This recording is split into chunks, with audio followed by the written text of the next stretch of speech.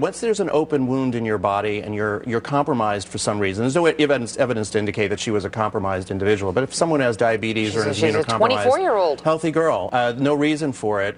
But in this case, the bacteria got under her skin, and once this bacteria gets under your skin, it gets the name flesh-eating because it releases what's called an exotoxin that spreads through the skin, destroys the tissue, and then the infection spreads through the bloodstream. Once it spreads through the blood, the infection can spread to other parts of the body. And at this point, the surgeons are considering amputating other areas of our body as well. And our arms, for instance, might be a problem next. Yeah. So this is there any way of preventing this? I mean, do people out there who just cut themselves need to worry? I mean, 15,000 a year sounds like a lot, but in the grand scheme of the American population, it's not. How do we prevent this? Well, it's serious enough that 2,000 to 3,000 people die from this particular problem every year.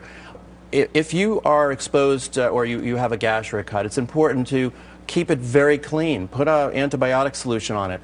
The most common causes of flesh-eating bacteria are caused by two other sources. One is typical strep infection can actually get into under the skin and cause a problem. So that's a problem. The second is called MRSA, which is methicillin-resistant staph, and that's caused by overuse of antibiotics.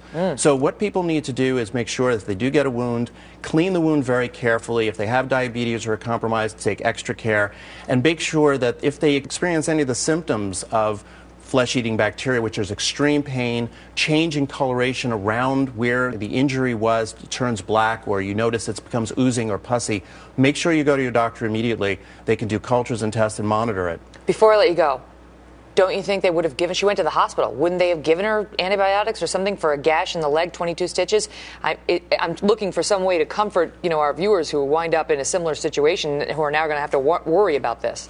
Well, they may have done all of those things that are needed, but once the infection spreads, many of these bacteria are not susceptible to ordinary antibiotics. You need intravenous antibiotics once that problem happens. So doctors need to be very aware of it, patients should be aware of it, and again, those extreme situations where someone has a problem like that, notices those kinds of changes, and also experiences feeling the worst they've ever felt in their life, fever, chills, and also notice that they have that change that occurs, extreme pain. Those are the warning signs that this is much more serious than they thought. Dr. Richard Firshein, everybody. Thank you. Always interesting hearing from you.